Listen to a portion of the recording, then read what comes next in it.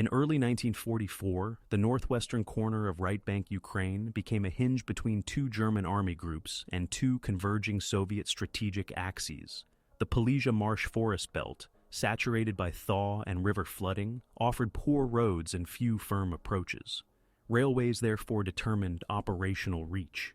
Kovel, a mid-sized Volhynian town on the Turia River, sat at a hub where at least 6 rail lines connected Brest, Lublin-Warsaw, Rivne, Lutsk, and the Pripyat corridor. Whoever held the junction could shuttle divisions, fuel, and ammunition across the seam of the front, faster than forces maneuvering overland. The location's value lay less in the ground itself than in the timetables it enabled. By March, the wider Dnieper-Carpathian offensive had already driven German formations out of much of right bank Ukraine, splitting their front into a southern mass under Army Group South and a northern mass under Army Group Center. The fissure ran through the marshes toward Kovel. The Soviet leadership read the geography plainly. A thrust here could turn the inner flank of Army Group Center, while also prying open routes toward the Bug and the Vistula. The Soviet Polesco offensive, assigned to the newly created Second Belarusian Front, was designed to exploit this seam. In German records, the fighting that followed would be labeled the Battle of Kovel, a sign that the junction, not the broader marshland, defined the contest. Soviet preconditions combined accumulation of forces on the Rovno-Lutsk axis with experience gained in winter bridgehead fighting across the upper Styr and Stokhod rivers. Intelligence summaries identified Kovel as a transport hub whose capture would complicate German lateral transfers and shorten Soviet supply lines into Volhynia and Polisia. The front's opening timetable set 15th of March 1944 as the start, with the operational goal of penetrating German defenses to the approaches of Kovel and encircling the garrison before reinforcements could arrive. On 18th of March, Soviet units completed an encirclement around the town, validating the estimate that maneuver space would be constrained and that investment tactics, cutting rails and roadheads, would matter more than field entrenchments in the swamp forest. For the Wehrmacht, the junction's logic was equally clear. Even as Army Group South was absorbing losses farther south, the High Command judged that losing Kovel would expose Army Group Center's southern rear areas and sever dependable rail between Brest-Litovsk and the Ukrainian rear. The German response, coordinated between 4th Panzer Army on the southern flank and 2nd Army to the north, prioritized rail-mobile assets and concentrated armored relief elements on firmed-up causeways west and southwest of the town. Between March and April, 9 divisions, including 2 panzer divisions, plus a heavy tank battalion and 2 assault gun brigades, were shifted to the threatened sector or drawn in from Poland. The reinforcement plan accepted risk elsewhere to keep Kovel on the timetable. At the tactical level inside the pocket, the German garrison included elements of fortress and infantry units with several thousand wounded in the town's care facilities, a factor that shaped decisions to hold rather than attempt an early breakout. The rail yard and locomotive depot, under intermittent Soviet artillery fire, still mattered, so long as even limited shunting could occur, ammunition and rations could be redistributed within the urban area, and, if a corridor were opened, trains could evacuate non-combatants and wounded. Local terrain, Turia floodplain, cut by ditches and fringed woods, channeled any relief attempt onto causeways and rail beds.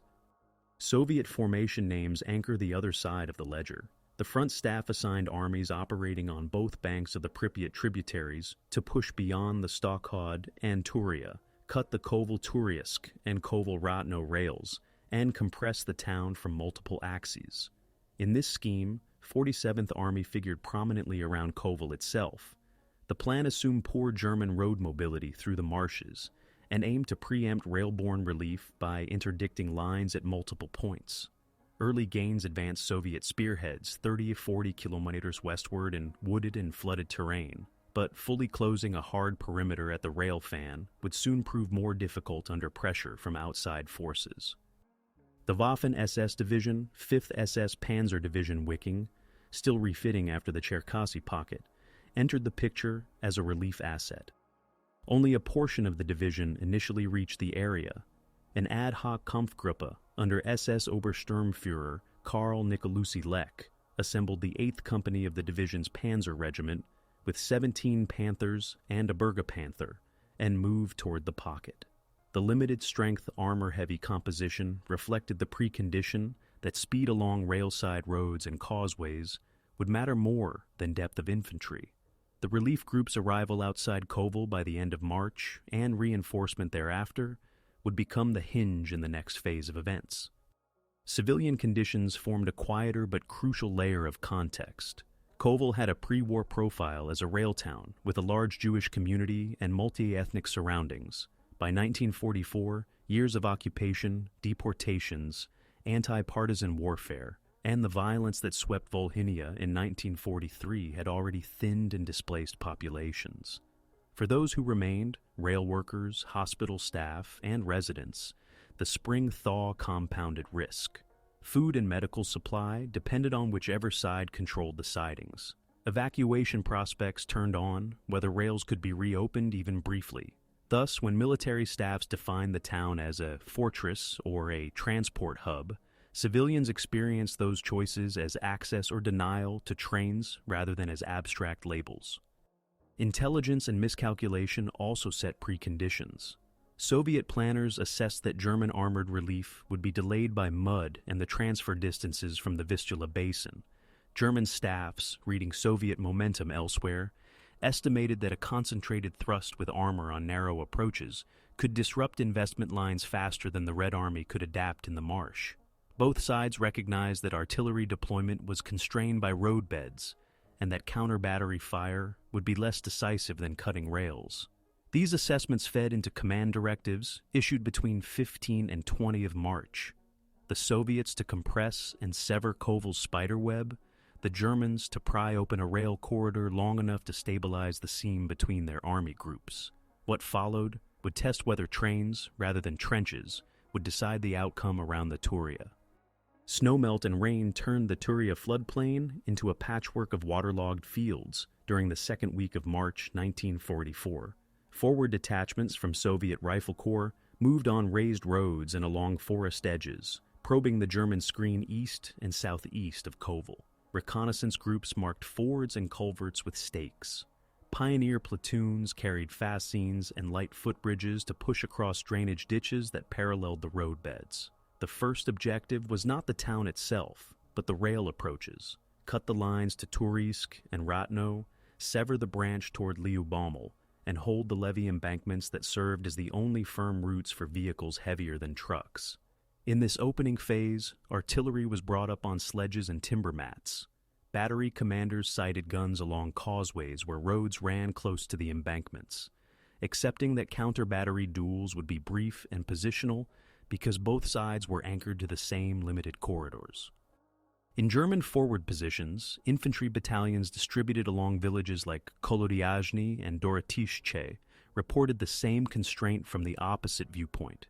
Every withdrawal had to be timed to avoid artillery traffic jams on the few exit routes toward Kovel's eastern suburbs.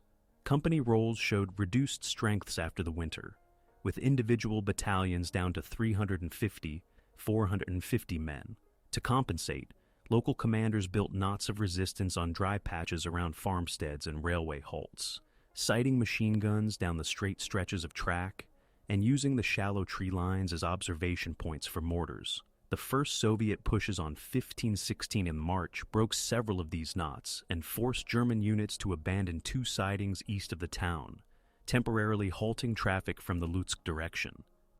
At Army level, the chains of command were clear. On the Soviet side, the operational grouping facing Kovel put multiple rifle divisions, supported by tank brigades with T-34s and self-propelled regiments with Su-76s and Su-85s, under a corps headquarters tasked to reach the junction's outskirts within 3 to 5 days. Aviation regiments flew short sorties from forward airstrips laid on firmer ground to the southeast, employing Il-2s to work the road exits in daylight when weather allowed. Signals reports show that by 17th of March, the assault grouping fielded the equivalent of 6 to 8 rifle divisions in the Kovel sector, with roughly 150-200 tanks and assault guns available for immediate tasks, plus reinforcement echelons staged on the Lutsk axis. The plan called for infantry to move on a broad front and armor to shift laterally along the rail fans, striking where embankments offered firm footing. German operational orders for the sector placed the town and its rail yard under a fortress command for local defense, while mobile reserves were pooled outside the floodplain. The garrison comprised mixed elements: infantry, fortress troops, railway security companies, and rear services, summed in daily returns as several thousand combat effectives, with an additional several thousand wounded and non-combat personnel concentrated in the town's hospitals and depots. Relief formations were to be brought in by rail to the West Bank and assembled for thrusts along the Kovel-Turisk line and the highway from Vladimir-Volinsky. Initial armored strength available in the wider area amounted to several dozen operational tanks and assault guns. Staff notes forecast a buildup toward 8,100 as additional battalions detrained. The first complete encirclement attempt closed on 18th of March when Soviet rifle regiments advancing from the southeast linked with units pushing from the northeast to cut the last road south of the rail yard. Screening detachments reported wrecked rolling stock and cratered spurs, where German engineers had attempted to deny sidings. Within 24 hours, Soviet sappers mined the embankments at intervals of 200 to 300 meters, covered by anti-tank guns dug in behind the verge. The pocket was not airtight. Marsh channels and brush still allowed small craft, and night movement along ditches continued. But the town lost continuous ground contact, and the rail timetable that had structured German local logistics broke down into irregular shuttles under fire. Command conferences on both sides registered the same constraint. The environment limited the scale and direction of movement, forcing operations into a few predictable axes. Soviet staff officers warned that heavy vehicles could not leave the embankments without bogging, and therefore any relief thrust would likely appear on the Kovel-Turisk Railway or the parallel road causeway. Artillery commanders were instructed to block these with pre-planned fires. German planners, reading the road graph, decided that attempts to break the ring would require concentrated armor and assault guns to punch short corridors that infantry could widen. Orders circulated to assemble an armored Kampfgruppe, built around medium tanks, with a proportion of recovery vehicles and bridging equipment to manage culverts and damaged rails. Civilian presence complicated the opening phase. Railway workers and hospital staff remained in the town. Rural residents from hamlets east of the junction moved toward larger settlements, some entering Kovel, seeking shelter near the depots. Soviet reports acknowledged that population movements congested roads behind the front. German reports noted that civilian carts and requisition trucks carried wounded alongside military convoys during the first days of isolation. The layout of the urban rail triangle, with sidings running close to residential areas, meant that artillery missions on the yard inevitably struck nearby housing. Both commands issued instructions to direct fires against rail infrastructure and known troop concentrations, but fall of shot in saturated ground made calibration difficult, and dispersion spread damage across the built-up zone. By 19 to 20 of March, reconnaissance summarized the situation in comparative figures. Soviet forces around the pocket held a perimeter of approximately 45 and 55 kilometers, manned by multiple rifle divisions with attached anti-tank regiments and 120mm mortars. German troops inside the town fielded an estimated 5,000, 7,000 combat-capable personnel, with a handful of assault guns and field guns sighted in direct fire roles along the eastern and southern approaches.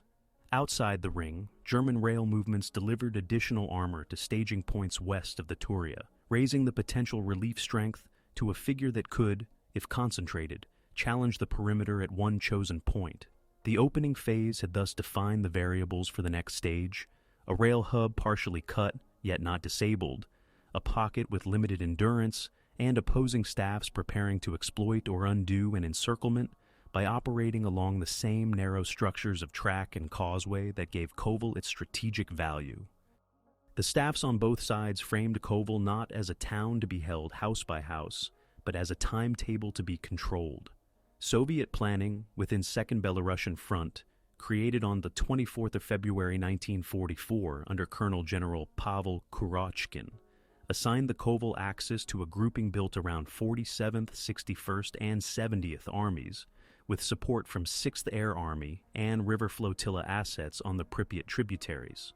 The front order for the Pulaski offensive, set to begin on 5th on the march, defined two immediate operational objectives. First, to sever the junction by cutting the rails to Turisk, Ratno, and Lyubommel. Second, to encircle the garrison before German reserves could redeploy laterally from Brest or the Vistula Basin. The directive emphasized rapid engineer work on embankments, forward artillery positioning along causeways, and flexible regrouping of armor by using the same rail fans that supplied the town. The planning premise was that every kilometer of rail cut would degrade German lateral mobility more than any equal stretch of road interdicted in marsh country. German planning took the inverse view. Army Group Center's southern flank and Army Group South's northern flank both depended on Kovel for lateral transfers. The Oberkommando des Heeres and Army Group headquarters therefore treated the rail hub as a connector whose loss would open the seam between their army groups. Local defense was placed under a fortress command to conserve infantry. Mobile strength was to be concentrated outside the floodplain and inserted on firm approaches when needed. The relief concept combined two elements: hold the inner perimeter long enough for armored formations to arrive by rail to the west bank, and then punch a corridor along the Kovel-Turisk Railway or the parallel road causeway. Orders allocated assault guns, bridging equipment, recovery vehicles, and rail repair detachments to the lead Kampfgruppen to ensure that any corridor opened could be sustained by trains, not just trucks. On the Soviet side, logistics planning projected ammunition expenditure for marsh fighting, where counter-battery duels would be brief yet frequent. Artillery chiefs scheduled pre-planned fires at the inevitable choke points: culverts, levee turns, railroad crossings. Engineer assets stockpiled fascines and modular trestles to span 5 to 10 meter gaps on damaged embankments. Tank brigades were instructed to operate in short lateral jumps along the rail fans, keeping 200-400 meter intervals to avoid bunching on causeways. Air planners, constrained by weather and thaw, assigned IL-2s to low-level interdiction of road exits toward the junction, with fighter cover only when visibility permitted. Supply staffs estimated that, once the ring closed, reducing the town would require sustaining at least 120 to 150 tons of daily deliveries for assault formations and engineers on the immediate perimeter, a figure that in turn depended on maintaining forward dumps near the embankments. German movement plans reflected the same graph of usable routes. Elements of 4th Panzer Army and 2nd Army designated railheads west of the Turia as assembly points. As units detrained, they were formed into relief groupings with a high proportion of armored vehicles relative to infantry, on the calculation that speed along the limited firm axes mattered more than breadth of foot strength in the marsh. One of these groupings, assembled from 5th SS Panzer Division Viking, concentrated its available Panthers into a company-sized spearhead under SS Obersturmführer Karl Nicolussi-Leck. The initial detachment counted 17 Panthers plus a Panther. The armored point would lead, assault guns would clear flanks and strong points near culverts. Engineers would rapidly repair rail breaks, and field batteries would be sighted for direct fire down straight stretches of track. Timed with this thrust, infantry from nearby divisions would widen the corridor and take over nodes along the embankment, so that locomotives could push through with supplies and evacuate wounded. Miscalculation entered both war rooms. Soviet planners assumed that mud, floodwater, and the transfer distances from Poland would delay German armor sufficiently for a firm encirclement to mature before any serious relief arrived. They also judged that the garrison, containing several thousand wounded and rear personnel, would lack the strength to break out toward the west on its own. German staffs, conversely, estimated that a concentrated armored attempt along one chosen axis could disrupt Soviet investment faster than rifle divisions could reorient on causeways without losing tempo. Both sides underweighted the degree to which repeated damage to the same culverts and rails would create maintenance cycles that consumed engineer reserves and slowed operations irrespective of tactical outcomes. Propaganda frameworks tracked the planning logic. Soviet communiques highlighted a strike into the flanks and rear of the enemy groupings and named the target a transport hub whose fall would open the route to Brest and the Bug Line. Internal political guidance stressed the need to demonstrate that marsh terrain did not impede offensive momentum. German broadcasts and orders of the day framed Kovel as a declared fortress whose defense secured the connection between the army groups. Emphasis fell on the technical feat of keeping the rail lifeline open, rather than on holding any particular village outside the junction. Each side aimed to show continuity between strategic narrative and operational method, using reports of trains moving or halted as proof points. Comparative force tables guided the planners. Soviet front summaries envisaged engaging the sector with the equivalent of 6 to 8 rifle divisions in the first echelon, 150 to 200 tanks and self-propelled guns, and reinforced artillery groups concentrating 76 mm, 122 mm, and 152 mm guns along the rail arcs. German estimates for the relief phase projected that, once arrivals were complete, several dozen operational tanks and assault guns could be massed for the initial corridor attempt, with the potential to raise that number toward triple digits if time allowed further battalions to detrain. Both sets of figures fluctuated daily with breakdowns, bogging losses, and repair returns. But in planning documents, they served as the arithmetic of possibility. How many vehicles could move on? How many meters of embankment under how much fire? Civilian and economic factors were written into annexes rather than headlines, but influenced decisions.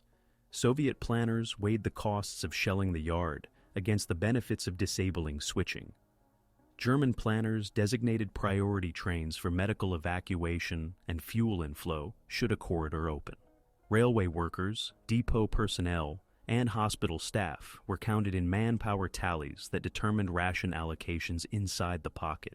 For the broader economy of the front, Kovel's value was the lateral elasticity it provided to both coal and ammunition flows across the seam of the front. This calculus, drafted in tables and schedules, explains why staffs on both sides accepted risk elsewhere to contest a single node on the Turia. Control of the spiderweb promised more options than possession of saturated ground beyond it. At dawn on 15th of March 1944, forward battalions of Soviet rifle divisions stepped off on a 30-40 kilometer frontage east and southeast of Kovel. The opening artillery preparation focused not on trenches, but on the rail arcs and culverts that carried the embankments over drainage cuts. Observation posts plotted turns in the line, where rails rose above the floodplain. These became aiming points for 122 mm and 152 mm guns, firing delayed fuses to crater ballast and dislodge sleepers. Infantry advanced in company columns along the verges, using the embankments as guide rails in fog and sleet. Assault groups carried satchel charges for switchgear and junction boxes, and within the first hours, several sidings east of the town were rendered unusable. By afternoon, spearheads reached the first cluster of railway halts feeding the yard from Lutsk, and a pattern of fighting emerged that would repeat for days. Soviet riflemen seizing a node on or near the embankment, German platoons counterattacking from the nearest dry patches to push them back or fix them in place. Artillery on both sides firing in short, violent cycles limited by soft ground and scarce haul routes for ammunition. South of the junction, a Soviet tank brigade attempted to exploit along a forest track that ran parallel to the Kovel-Turisk line. T-34s progressed in short bounds where corduroy had been laid. Su-76s, lighter and more numerous, took on the role of close escort and direct fire against houses and farmsteads converted into strong points. Minefields seated along straight track segments slowed the advance, and anti-tank guns sighted to fire lengthwise down the rails extracted a price whenever Soviet armor crested a gap. Reported tank readiness fluctuated each day with bogging losses and recoveries. Vehicles that left the embankments to bypass wrecked spans often sank to the hull and required tractors to pull them back. Engineers improvised timber trestles to cross 5 to 8 meter breaches, but each repair became a pre-planned target for German mortars and assault guns. Inside Kovel, the garrison distributed its limited heavy weapons to cover the approaches that mirrored the outer arcs of the yard. Field guns were dug in for direct fire along the straight runs, with machine guns positioned to interlock down side streets that ran perpendicular to the rails. As Soviet infantry closed the distance during 16th to 17th of March, German patrols reported the loss of 2 more halts east of town. Attempts to shuttle ammunition between depots and strongpoints faced constant interdiction. Trains were broken into short strings of wagons and moved 1 or 2 at a time across exposed segments at night. When embankments were cut, supplies shifted to handcarts and commandeered civilian vehicles.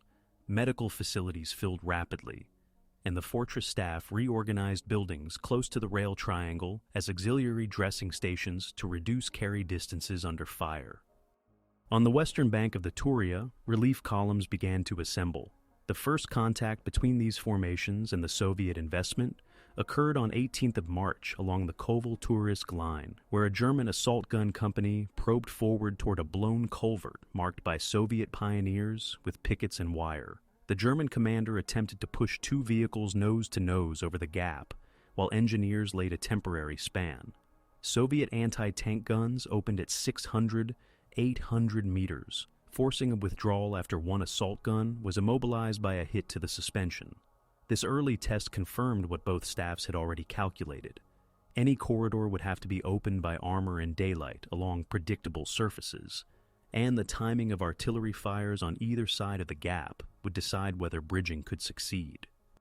Air activity remained intermittent in the first engagements. When the cloud base lifted on 19th of March, Soviet Il-2s flew several sorties to strike at road exits west of the river. Their effect was localized, as marsh vapor and smoke restricted identification and fighter cover was limited by weather. German aircraft appeared briefly to stray forward Soviet positions astride the rails before fuel constraints, and the front's broader priorities pulled them away.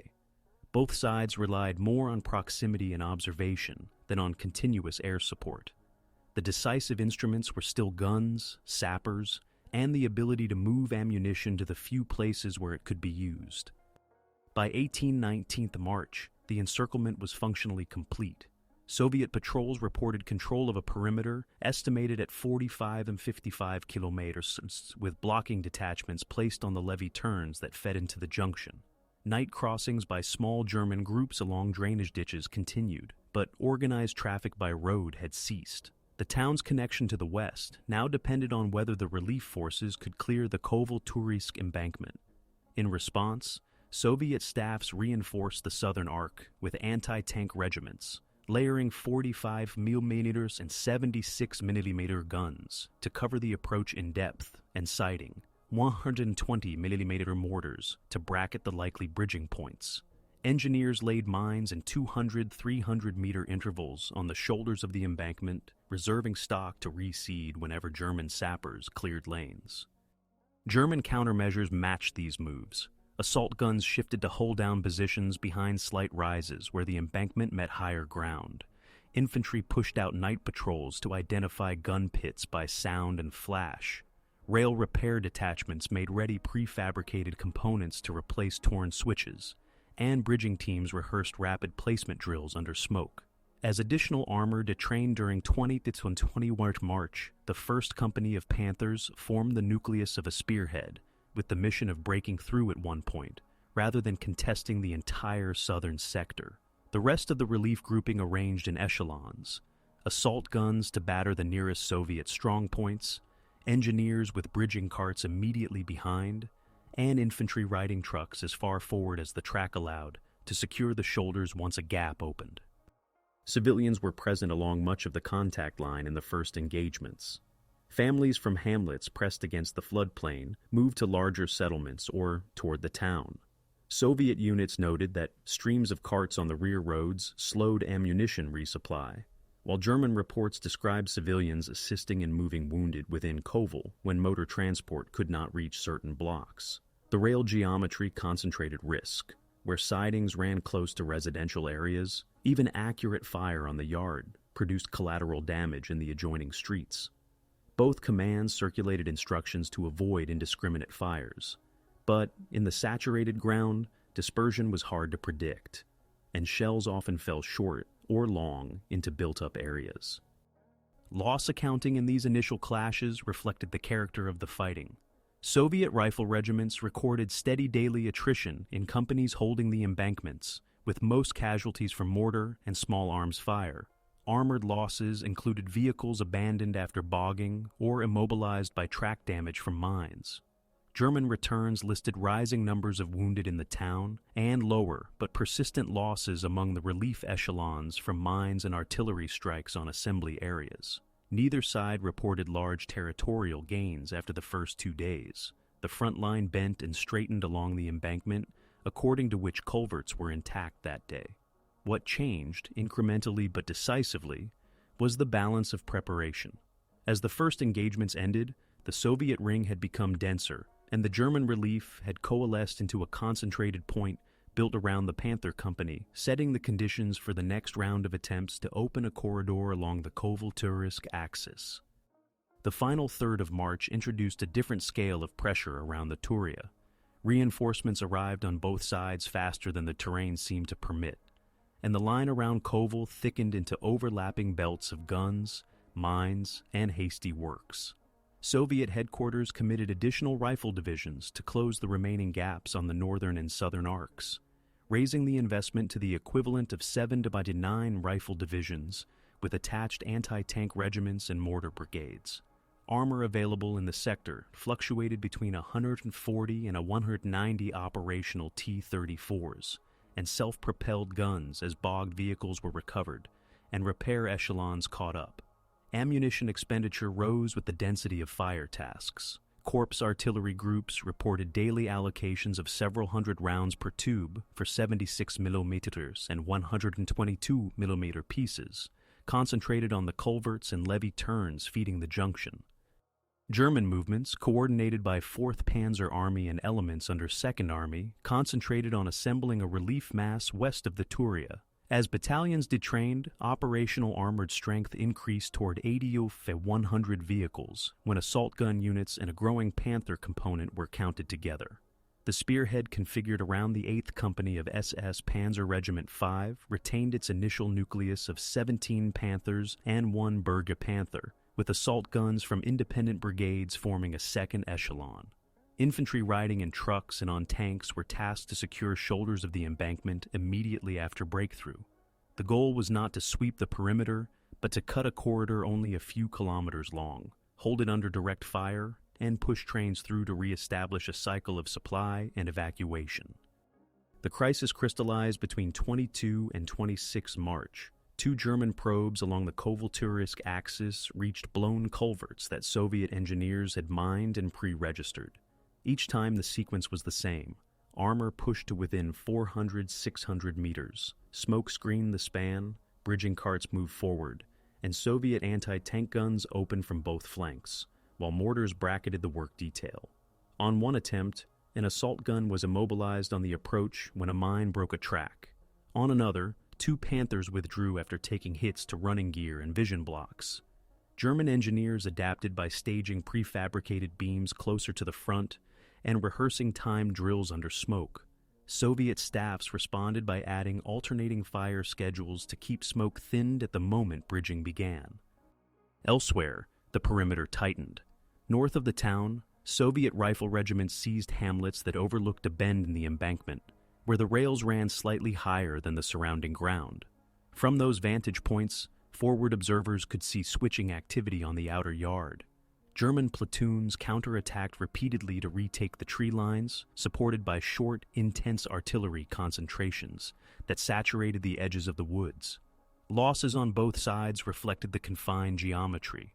Most casualties came from mortar bursts and small arms fire at ranges under 300 meters. The front line bent but did not break. Instead, it acquired layers, mine belts at 50-100 meter intervals, wire on the shoulders, and gun pits dug into the sides of the embankment to cover straight segments with direct fire.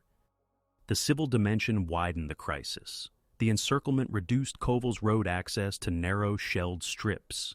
Waterlogged ground made motor movement inside the town slow and predictable. Hospital capacity was exceeded by the second week of isolation. Fortress staff opened additional wards and brick buildings near the rail triangle to minimize carry distances, placing sandbagged corridors between blocks. Priority lists allocated rail space, should a corridor open, first to wounded and medical trains, then fuel, then ammunition. On the Soviet side, displacement from villages on the floodplain continued toward larger towns in the rear, adding to traffic on the few usable routes and forcing supply services to schedule truck columns at night to avoid congestion. Weather modified tactics daily. A brief freeze allowed both sides to move heavier loads forward on the mornings of 24 to 25 March, producing a surge in artillery fire as battery echelons took advantage of firmer surfaces. By afternoon, thaw returned and guns had to be winched off verges where they had edged too close to sodden ground. Air operations remained sporadic. When visibility improved, Il-2s flew interdiction against road junctions west of the Turia and strafed assembly points near Turisk. German fighters appeared in small numbers to contest the sorties, but fuel rationing and competing demands along the front limited duration. Reports from both commands noted that air action influenced timing rather than outcomes. The decisive factor was still the synchronized use of armor, engineers, and artillery on the embankments. Command problems intensified with the escalation. Soviet Corps faced the challenge of shifting reserves laterally along the same embankments they were trying to deny, creating conflicts between supply traffic and maneuver. To reduce friction, movement tables assigned specific hours to ammunition columns and to tank redeployments. Penalties for missed slots included temporary halts under guard at designated laybys. German staff struggled with the inverse problem, staging multiple relief echelons within range of Soviet observers without presenting dense targets. Camouflage nets and dispersed hides reduced losses in assembly areas, but each time vehicles converged on the start line, artillery observers along the perimeter could predict the axis. Both sides experimented with deception, dummy repair attempts, false smoke, feints against secondary culverts, to stretch opposing artillery ammunition and attention. Political and strategic considerations entered orders of the day without altering the operational grammar. Soviet directives underlined the need to demonstrate sustained offensive capacity in marsh terrain and to prevent German army groups from restoring lateral communications via Kovel. German declarations of fortress status emphasized the junction's role in keeping the connection between Army Group Center and Army Group South viable, tying the local action to the larger front. These statements shaped priorities. Soviet headquarters accepted higher ammunition expenditure to deny even temporary rail use. German headquarters accepted the risk of concentrating armor along a single predictable axis to open a serviceable corridor rapidly rather than diluting effort across the ring. By 27-28 March, comparative situation summaries recorded converging curves. Soviet investment forces claimed control of most levee turns feeding the yard, and reported an increase in captured German documents indicating preparations for a larger relief push. German returns listed an uptick in operational Panthers after field repairs, and the arrival of additional assault gun batteries, enough to constitute a more substantial first wave. Casualty lines reflected the accumulation. Soviet rifle companies on the embankments were down by tens of men per company over a week of contact. German garrison hospitals registered hundreds of new admissions, with a high proportion of blast and fragmentation wounds from artillery in the built-up area. The crisis phase closed with both sides poised for larger commitments. Soviet staffs completed a second line of anti-tank positions behind the southern arc, and pre-planned artillery concentrations to fire in sequence should the relief break through the first belt. German planners finalized a timetable that synchronized smoke, direct fire suppression, bridging, and a rapid infantry lift onto the shoulders to widen any breach. The outcome would be decided not by possession of open ground, but by whether trains could be made to run, even briefly through a corridor measured in kilometers and timed in minutes. The last days of March brought the concentration both commands had forecast and feared. On 29th of March, the German relief mass finished staging west of the Turia, its armored corps built around the Panther Company from SS Panzer Regiment 5, with assault guns echelon behind and mixed infantry riding trucks to the start line. Ammunition stocks were pre-positioned at road rail junctions close to the embankment, and bridging carts were loaded with prefabricated beams cut to span culverts of 5 to 8 meters. The mission order was explicit: force a corridor on the Kovel-Turisk line, hold the shoulders under direct fire, and pushed the first trains through before nightfall. In the town, the garrison reorganized for a breakout in reverse, ready to seize the inner ends of the destroyed spans the moment the spearhead appeared on the outer side. On the Soviet perimeter, anti-tank regiments redistributed guns to produce overlapping fields of fire at 400-800 meters.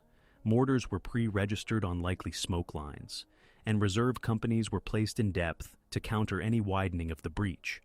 The day's fighting would open on surfaces both sides had walked, measured, and targeted for a week.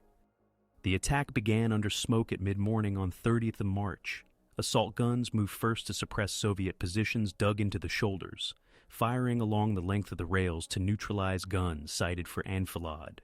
The Panthers followed at intervals designed to prevent bunching on the embankment, with engineers immediately behind carrying the beams and decking.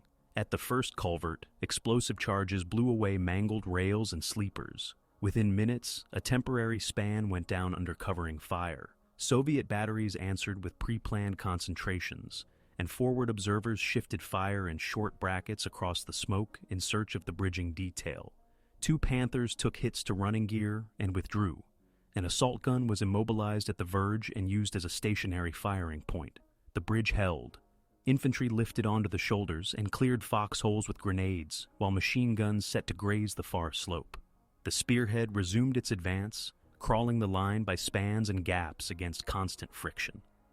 Inside Kovel, the fortress staff launched a coordinated sortie, timed to the relief's approach. Small groups moved along the inner embankments to seize the townside heads of the same culverts the engineers were bridging from the west.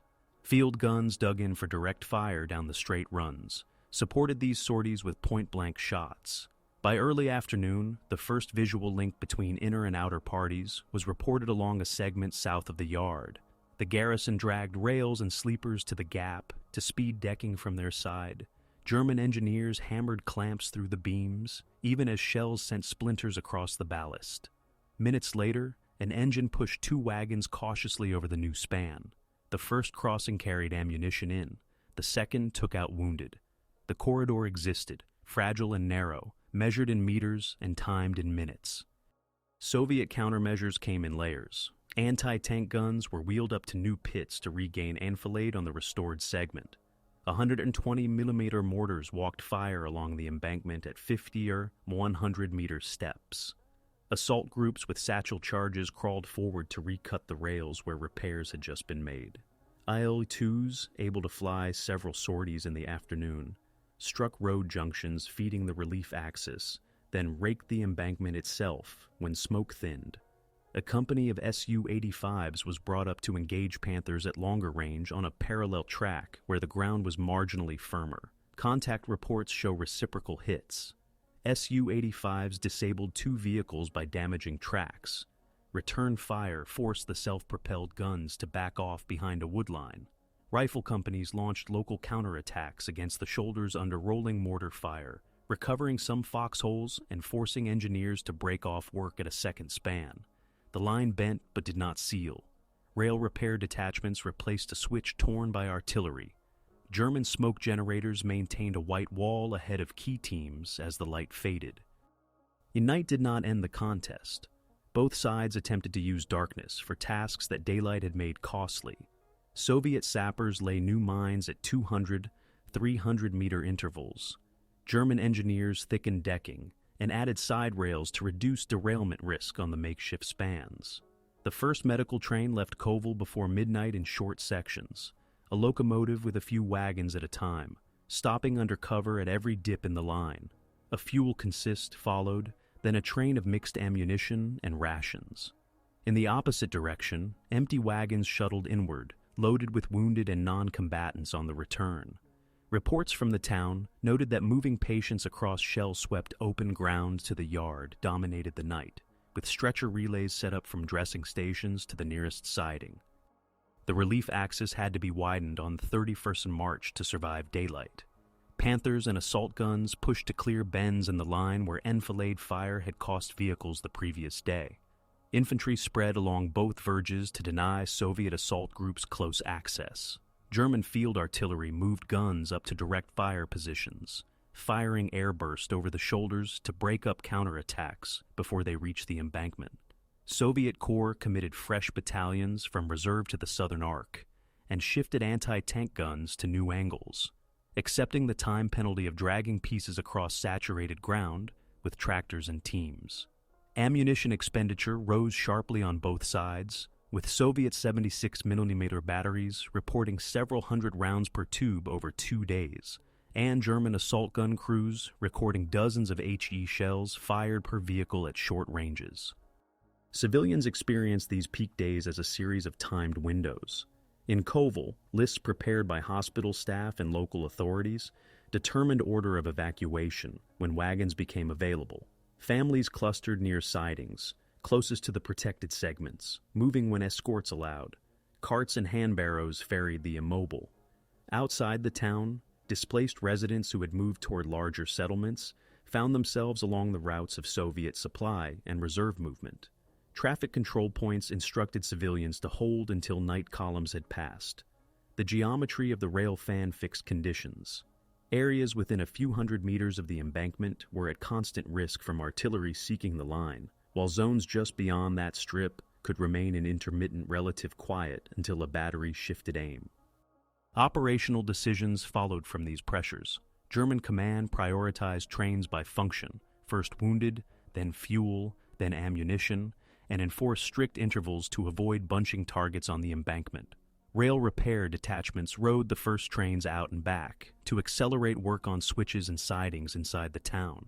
Soviet command accepted higher losses to recut rails that had just been restored and introduced a second anti-tank line behind the southern sector to absorb a deeper push should the relief extend beyond the first repaired spans.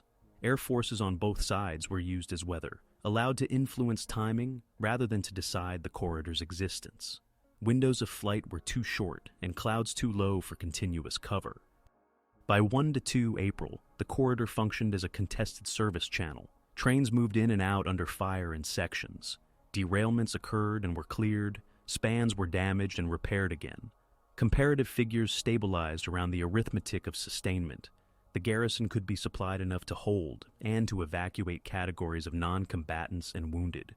The besiegers could maintain sufficient weight of fire and local reserves to prevent the corridor from widening into a broad breakout. Casualty returns reflected the intensity. Soviet rifle companies on the shoulders recorded double-digit daily losses from mortar and small arms fire.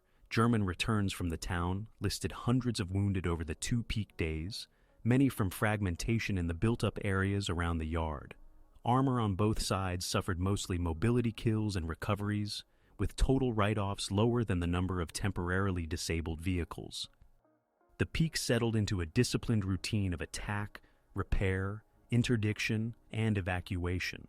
Neither side achieved a decisive territorial gain beyond the repaired segments, but the operational effect was significant. For the Germans, the opening and maintenance of a rail-timed corridor converted a besieged garrison into a node that could be sustained and partially relieved, buying time and flexibility for the army groups connected by the junction. For the Soviets, retention of the outer arcs, the ability to recut rails repeatedly, and the continuous attrition of personnel and material around the line preserved the strategic aim of denying the enemy free lateral movement through the Polisia seam.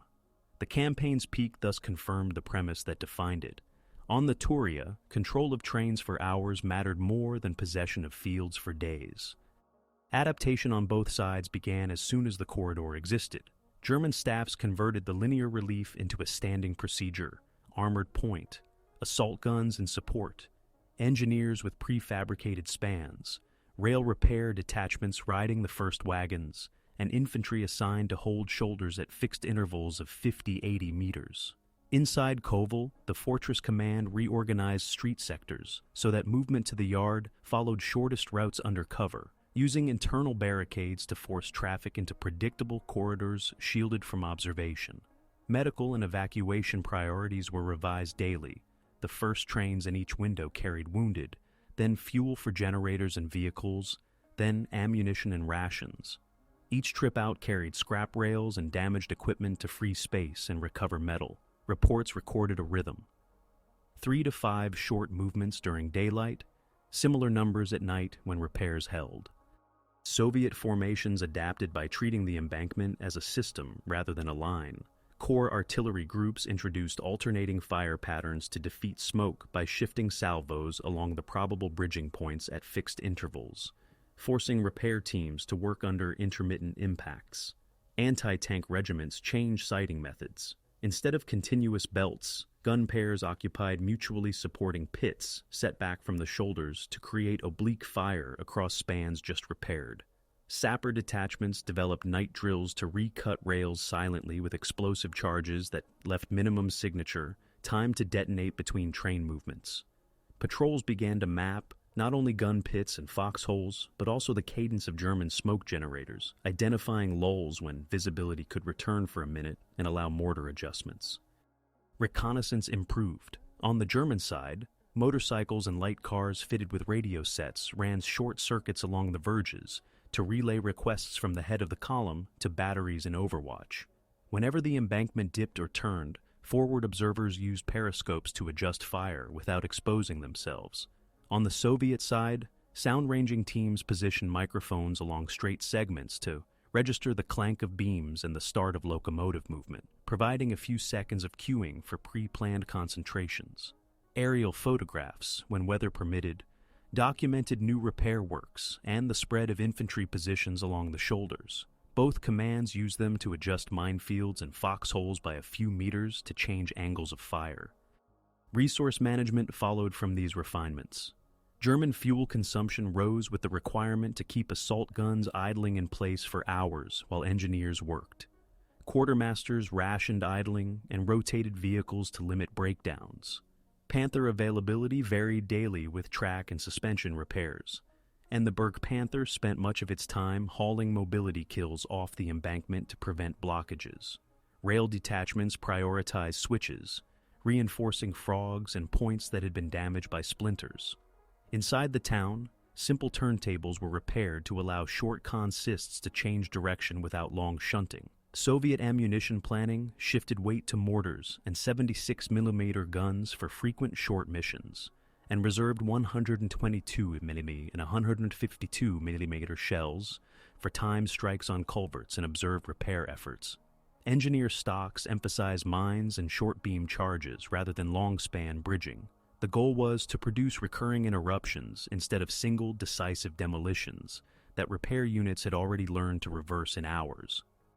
Countermeasures also took a social form. Soviet commands rotated rifle companies off the shoulders after fixed periods to limit fatigue and lost concentration. The relief line for each company included resupply, casualty reporting, and debrief on enemy procedures observed during their stint. German commands organized small mixed detachments of infantry and engineers to patrol the shoulders at night, listening for the sounds of sappers and using flares selectively to avoid advertising positions. Inside Kovel, local authorities created lists for evacuation based on medical need and ability to move. Escorts walked groups to sidings during planned windows. The garrison also repurposed experienced railway workers as spotters to guide repair teams to the fastest methods for reseating rails and reattaching plates under fire. Partisan and security dynamics widened the zone of adaptation. West of the Turia, small partisan groups targeted road junctions and minor bridges feeding the relief axis. German security battalions diverted to patrol routes beyond Turesk and Vladimir Volynsky, increasing the consumption of infantry manpower that might otherwise have filled shoulder positions. East and southeast of the pocket, Soviet detachments harassed German outposts on secondary tracks, forcing attention away from the main embankment for hours at a time. The net effect was not decisive destruction, but incremental strain, additional escorts for columns, more frequent checks of culverts, and a higher threshold of force required to stage each day's operations. Innovation appeared in minor instruments that matched the environment. German engineers assembled short steel and timber sleds to pull beams forward over mud, without vehicles leaving the embankment. Soviet sappers fashioned hook tools to drag mines into place from shallow cover, reducing exposure. Both sides used hand cars and small rail trolleys for reconnaissance in short gaps, where locomotives could not yet move. Armored draisines, where available, appeared briefly to test segments before trains followed, though their employment was limited by risk from mines and direct fire weapons. Artillery units experimented with timed fuses and low charges to produce craters that were difficult to fill quickly. Psychological pressures were recorded in routine returns. Soviet companies noted the strain of functioning under unpredictable salvo timing and smoke that obscured friend and foe. German crews reported fatigue from hours of stationary overwatch, with short bursts of intense fighting during repair phases. Commanders on both sides issued reminders on camouflage discipline and fire control to reduce waste. After-action notes show corrections such as moving foxholes 1 shovel length to break an observed pattern, or changing the angle of a gun pit by a few degrees to complicate enemy range finding. Where units failed to adapt, loss rates rose. Where they did, the daily balance often returned to small numbers that nonetheless accumulated over days. Command relationships flexed to meet these demands. Soviet Corps headquarters delegated authority for local counterattacks to regimental commanders on the shoulders, stipulating only target spans and time windows. Artillery group commanders gained the right to shift ammunition between batteries to keep scheduled concentrations intact.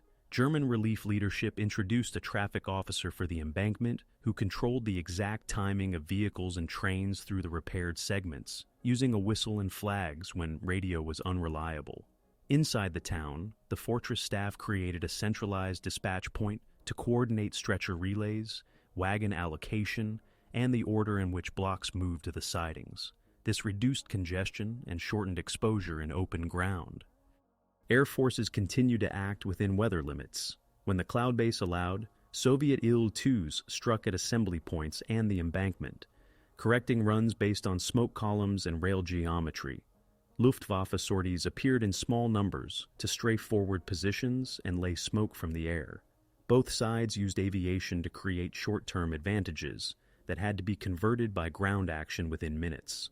Neither air arm provided constant cover, but the threat of sudden appearance influenced how columns dispersed and how long sappers exposed themselves during key moments.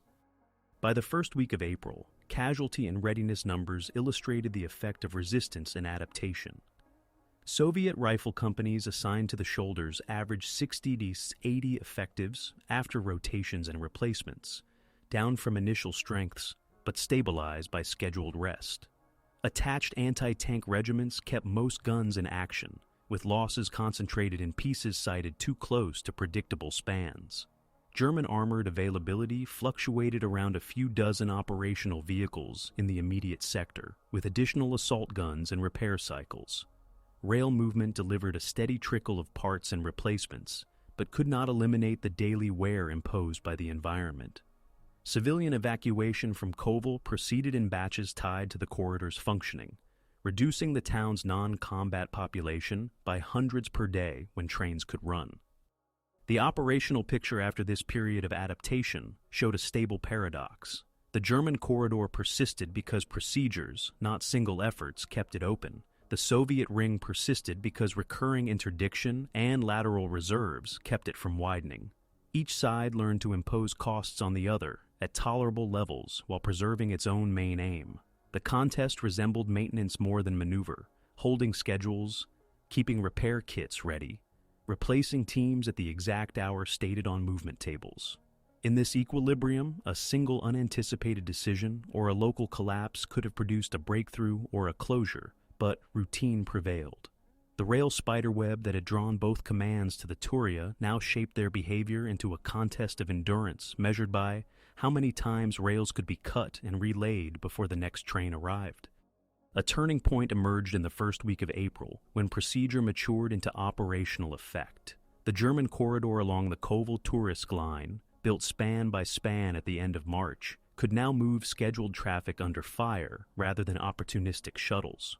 Relief echelons standardized intervals for assault guns and Panthers.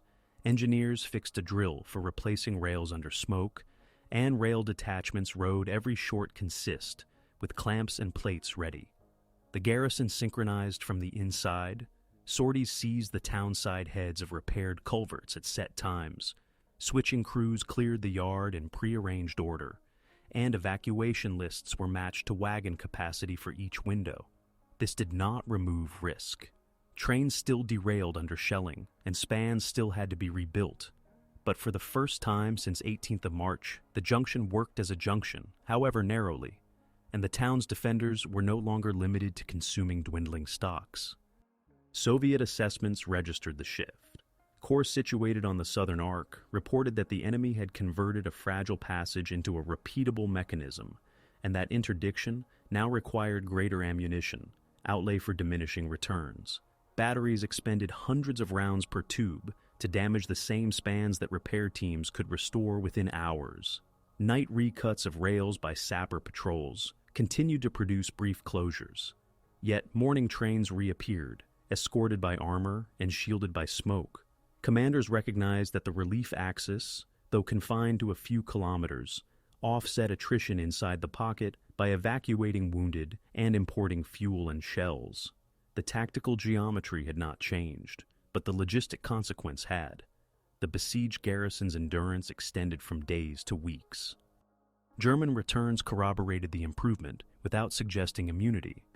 Operational armored strength in the immediate sector fluctuated around several dozen vehicles, with mobility kills and repairs recorded daily. Assault guns reported heavy ammunition expenditure in short-range engagements against foxholes and gun pits on the shoulders. Engineers documented a learning curve in which the average time to redeck a 5 to 8 meter culvert fell from hours to well under an hour when smoke, direct fire, and infantry screens aligned.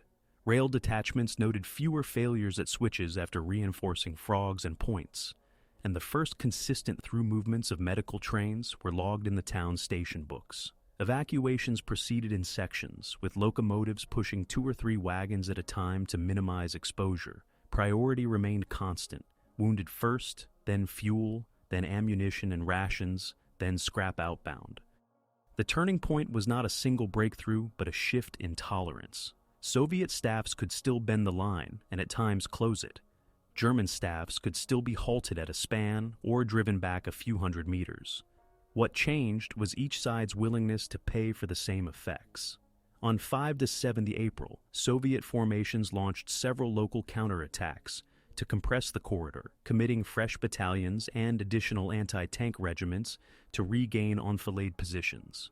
Losses were recorded at company scale for ground measured in hundreds of meters, and extracted prisoners confirmed that German repair drills had become faster and more resilient. On 6th to 8th April, German attempts to widen the corridor beyond the first repaired segments met layered mines and oblique anti-tank fire. Armor that left the embankment bogged quickly, and infantry on the verges could not hold against deliberate mortar concentrations once smoke thinned. Both commands reached a cost threshold at which persistence, not expansion, became the rational choice. Weather windows framed the decisive sequences. 2 clear mornings allowed Soviet Il-2s to fly multiple interdiction sorties against junctions west of the Turia and against the embankment itself. Strafing and rockets disrupted assembly at Turisk and paused work at one span, creating a 3-hour gap during which no trains moved. That pause did not reverse the overall trend. Smoke generators re-established cover, engineers resumed under direct fire, and the schedule recovered by late afternoon. Luftwaffe appearances remained brief but timely, laying smoke lines from the air and strafing batteries whose flashes betrayed their sighting. Air action thus shaped minutes inside days, whose logic was still written by artillery tables, engineer kits, and the speed of moving beams into place. Civilians experienced the turning point as an increase in predictability. In Kovel, hospital staff and local authorities could plan evacuation batches against train windows with greater confidence. The number of non-combatants inside the town declined in steps tied to the corridor's functioning, and medical returns showed a higher proportion of outbound wounded reaching rear facilities.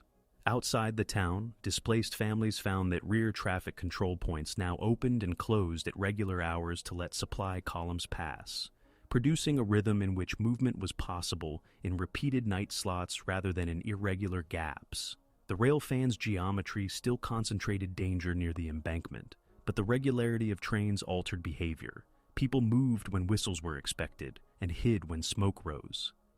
Command and control decisions locked in the new balance. German leadership formalized a traffic command for the repaired sector with authority over both vehicles and trains, reducing congestion that had previously offered lucrative artillery targets. Assault guns were assigned fixed arcs and ammunition ceilings to preserve stocks through the day's cycle of repairs and counterattacks. Soviet headquarters issued movement tables that rationed the use of the same causeways for supply and reserve shifts, reducing mutual interference that had in earlier days delayed counterattacks just when bridging began. Artillery commanders on both sides achieved better synchronization. German batteries lifted precisely for engineers to work. Soviet batteries layered salvos so that one set always fell where smoke was thinnest. Partisan and rear security activity confirmed, but did not overturn the turning point. West of the Turia, attacks on minor bridges and culverts diverted German infantry from the shoulders and forced additional escorts for columns, increasing strain on manpower. East and southeast, raids against outposts along secondary tracks compelled brief redeployments of Soviet reserves.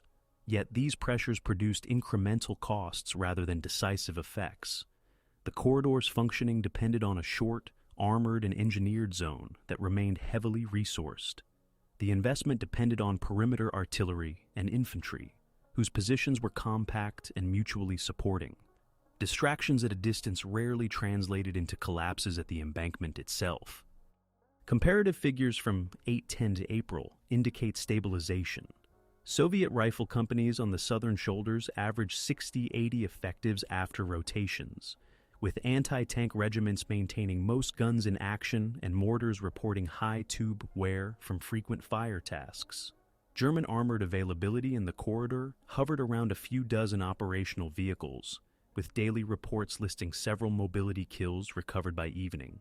Train counts, though not continuous, showed multiple short consists through the day and night when spans held. Casualty returns rose more slowly than during the crisis days at the end of March, suggesting that both sides had learned to avoid some of the more costly errors: rush crossings without smoke, exposed gun pits at predictable angles, crowding vehicles at a span under observation. Strategically, the turning point had two consequences. First, the German connection between army groups, though narrow and dangerous, was not cut. Lateral rail movement across the seam remained possible in limited quantities, allowing staff planners to keep options for shifting fuel, ammunition, and select units across Polesia. Second, the Soviet effort to reduce the junction outright no longer promised proportional returns on investment. The ring could be held tight and losses imposed, but the conditions for a clean collapse inside the town receded as trains removed wounded and non-combatants and replenished stocks. Commanders began to consider whether continued attrition around the Turia served broader aims compared with alternative axes, where firm ground and road nets offered more favorable ratios of effort to effect. This recalibration did not imply abandonment.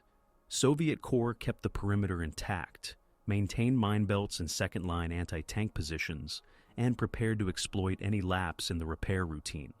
German staffs did not attempt to transform the corridor into a wide breakout. Instead, they refined the existing method, accepting that the junction's value lay in trains running under constraint rather than in annexing nearby villages. The turning point, therefore, lay in the recognition, on both sides, that Kovel's importance as a spiderweb outweighed any immediate benefit from expanding or contracting the front by a few kilometers. The campaign around the Turia had shifted from seeking a decisive stroke to managing a decisive timetable. By mid-April, the fight around the embankment settled into a pattern of scheduled trains, routine interdiction, and measured counterattacks.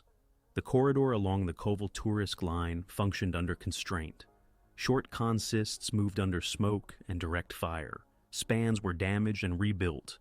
The shoulders changed hands at trench line distances of a few dozen meters. The garrison supply ledger shifted from emergency to maintenance. Evacuation tables reduced the number of wounded and non-combatants inside the town by hundreds per day when windows opened. Fuel deliveries stabilized generator output and vehicle pools. Ammunition inflow allowed the fortress command to keep field guns in direct fire roles. On the perimeter, Soviet corps tallied the costs of keeping the ring tight, steady daily expenditure by 76mm and 120mm batteries, rotations to keep rifle companies on the shoulders at 60 to 80 effectives, and a standing reserve to recut rails after every repair. The tactical balance no longer promised collapse, it promised accumulation. Operational attention began to swing beyond the Turia. For the Soviet side, the Second Belarusian Front's spring effort had fixed German mobile reserves and demonstrated that marsh and floodplain did not halt offensive method, but the cost of reducing the junction outright exceeded returns. Staffs prioritized sectors where firm ground and broader road nets offered higher payoffs. Artillery brigades with heavy pieces were earmarked for future operations to the north. Tank echelons were withdrawn for refit or staged where exploitation could be sustained on roads rather than rails.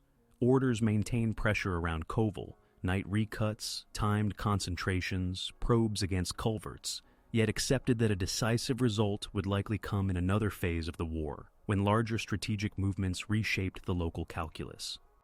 German command also rebalanced. The relief method was codified as a standing procedure that could be run with fewer surprises. Panthers and assault guns covering engineers at the spans, traffic control preventing bunching, rail detachments riding the first wagons, infantry holding fixed shoulder sectors. With the corridor reproducible, higher headquarters reassigned some mobile units to other threatened sectors where road mobility mattered more than embankment discipline.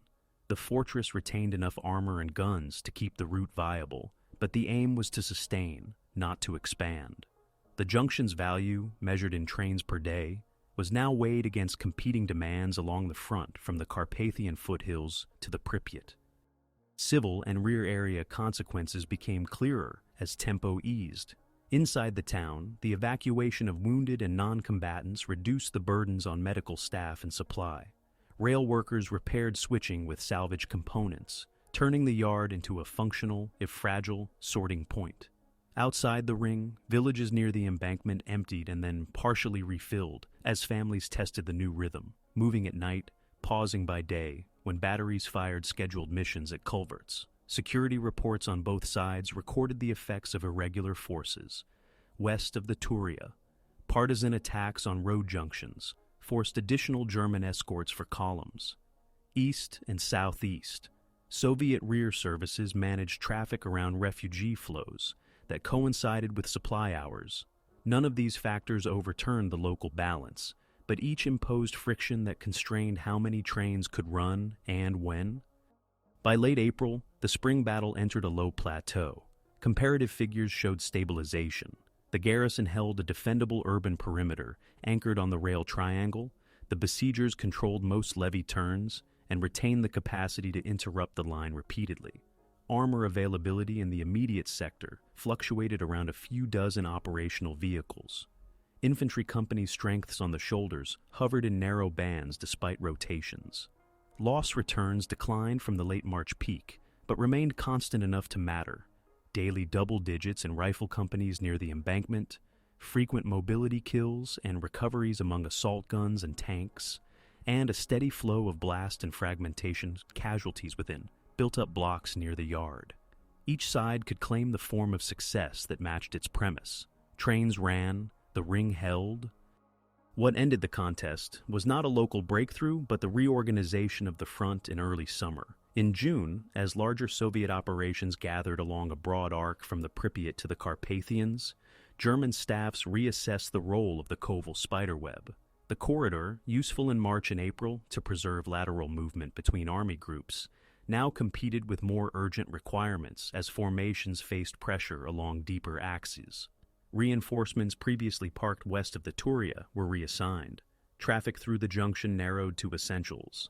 The garrison's task shifted from indefinite holding to delaying long enough for withdrawals and transfers elsewhere to complete. Commanders ordered inventories of demolitions for switches, depots, and bridges, preparing for an eventual pullback if the outer defense belts were compromised. The summer offensive altered the geometry. In July, the left wing of the First Belarusian Front advanced west of the Pripyat corridor in coordination with operations farther north and south. Rifle and Guards armies broke through positions west and southwest of Kovel. Mobile groups exploited across firmer ground toward the bug. The junction, contested for months as a schedule, was suddenly at risk from multiple directions. Soviet formations that earlier had been tasked to maintain pressure on the embankment now approached from outside the original ring, rendering the corridor tactically irrelevant, even before it was physically severed. German reports registered the shift as a failure of timing rather than of local procedure. Trains could still move under smoke, but the routes beyond the yard were being cut in depth. Withdrawal, when it came, followed prepared plans. German engineers disabled switches and culverts that could not be defended. Depots burned stocks that could not be removed. Rear guards used direct fire guns to delay advances along streets that paralleled the rails. Short trains carried the last wounded and depot personnel west, while blocking detachments mined exits. Soviet units entered the outer suburbs over ground, whose landmarks had become familiar over months of observation. The same bends in the embankment, the same culverts once fought over, now passed at speed rather than assaulted. Street-level fighting occurred where strong points remained, but the town's fate was decided by events beyond it. The railfan no longer connected German rear areas, and the junction no longer offered lateral elasticity between army groups. Immediate consequences were recorded in ledgers rather than proclamations. On the Soviet side, staffs compiled lists of intact facilities, water towers, locomotive sheds, sidings, that could be restored for their own supply. Engineer battalions began clearing mines and repairing spans to pull the rail net back into service. On the German side, rear commands rerouted traffic through alternative nodes to the north and west, accepting increased distances and reduced capacity as the cost of maintaining cohesion during withdrawal. Civilian returns showed a town stripped by months of artillery work on the yard and by the final demolitions, housing near sidings, damage beyond quick repair, workshops missing machine tools, a reduced population divided between those who had left on evacuation trains and those who had remained and now faced a change of administration. Casualty accounting closed the campaign's local ledger. Neither side published comprehensive totals for the Kovel sector alone, but comparative daily returns across March-April show the pattern: sustained infantry losses and rifle companies on the shoulders, frequent wounded among engineers and assault gun crews engaged at spans. Civilians concentrated among the wounded in neighborhoods bordering the embankment. Materiel tallies noted dozens of armor mobility kills, with a smaller number of irrecoverable write-offs, hundreds of mines laid and lifted, and repeated destruction and repair of short rail segments and switches. The outcome: Soviet control of the junction in July and a German withdrawal from the Turia axis, derived less from these totals than from the changed strategic map that made the spiderweb's threads lead only inward. With the fighting ended, the town and its rail yard reverted to their original logic. For the Soviets, restoring the node promised shorter supply lines toward the Bug and Vistula and the capacity to shuttle forces across the marsh belt.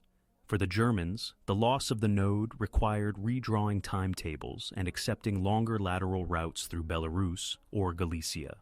The months-long contest over a few kilometers of embankment thus concluded in a matter of days, once broader operations recast its meaning. A junction held under fire could be sustained. A junction made peripheral by deep penetrations could not. In that sense, the aftermath defined the campaign's character as much as the siege itself. The decision lay in networks and schedules, not in the possession of particular blocks or fields along the Turia.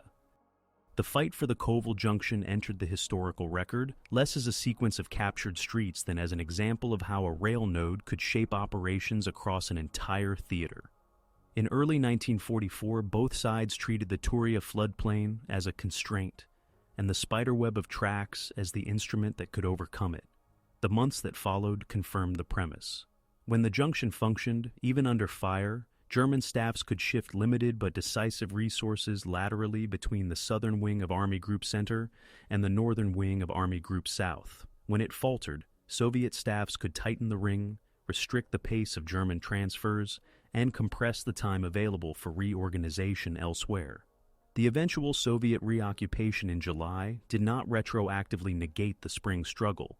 It showed that a node can be tactically maintained while becoming strategically peripheral once larger operations cut the routes that give it meaning.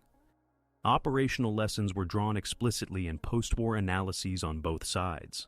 German reports treated Kovel as a case where an armored and engineer method, concentrated on embankments and culverts, could re-establish rail traffic through a narrow corridor. Schedules, smoke, and recovery assets were recorded as the decisive enablers. Commanders noted that the procedure consumed specialized units, bridge teams, rail repair detachments, armored recovery vehicles, at a rate not visible from map distances. Soviet studies emphasized the mirror image. Interdiction of rails through repeated small demolitions imposed cumulative delays that could not be overcome by field fortification alone. Artillery plans that accepted frequent short missions against predictable spans produced more effect per ton than attempts to demolish entire yards, which were more easily repaired once heavy equipment could move in. The campaign also recalibrated expectations about armor and terrain. Panther companies and assault guns could open a path measured in kilometers, but only under a blanket of engineer work and prearranged fire.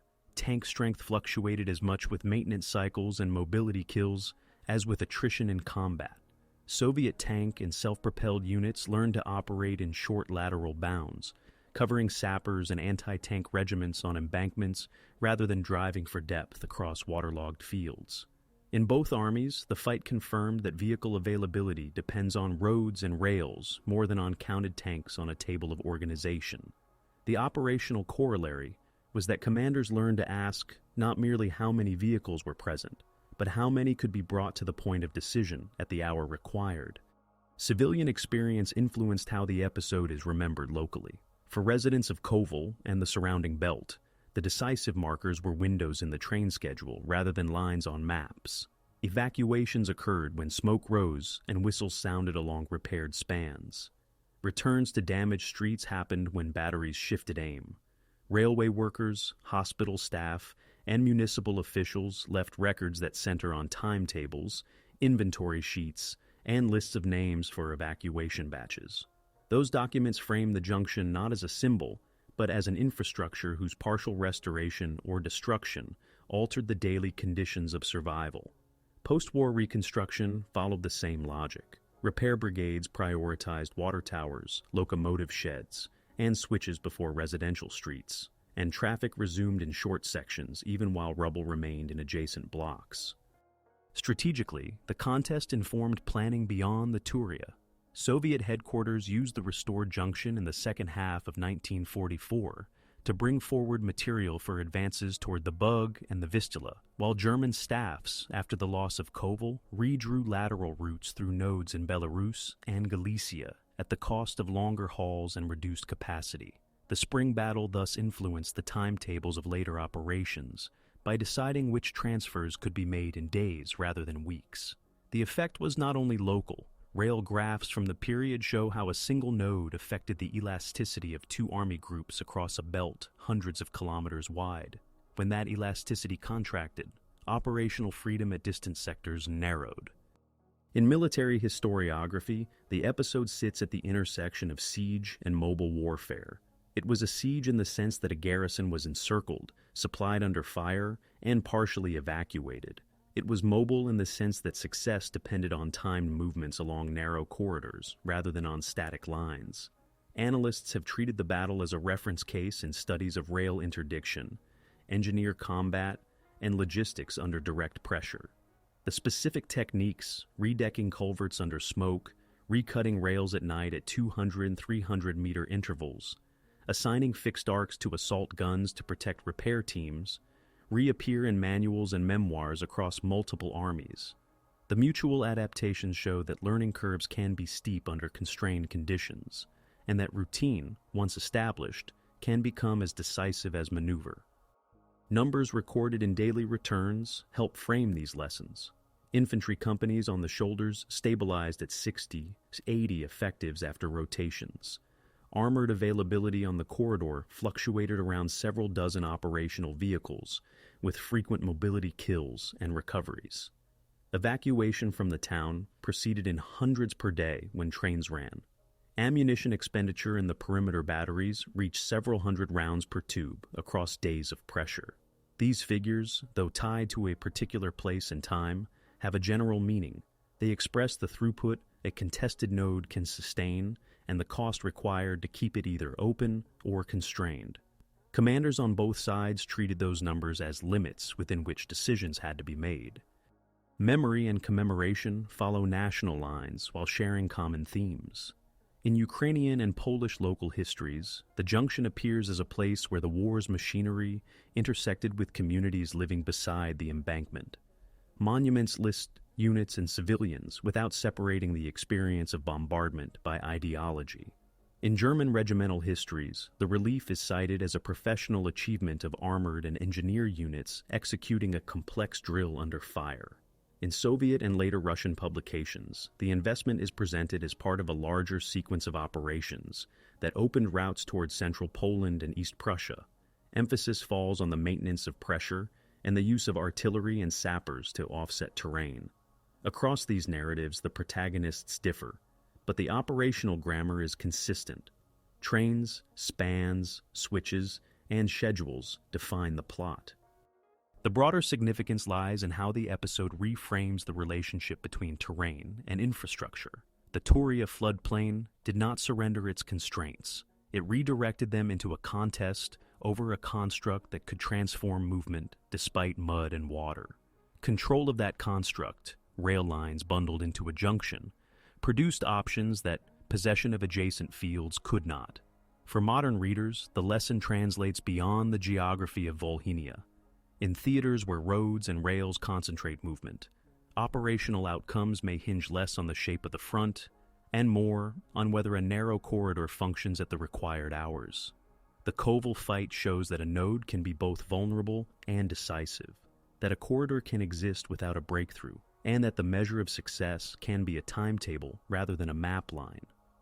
In sum, the campaign's legacy is a set of practical insights rather than a single dramatic moment. A besieged town was sustained for weeks by trains that moved in short sections under fire, an investment endured by cutting the same rails repeatedly. Both sides adapted to an environment that turned engineering and scheduling into combat functions. When the junction finally changed hands amid wider offensives, the result validated the premise that had drawn so many units to the Turia. In a landscape where ground swallows wheels, the power to make trains run, or to stop them, can outweigh the power to hold terrain.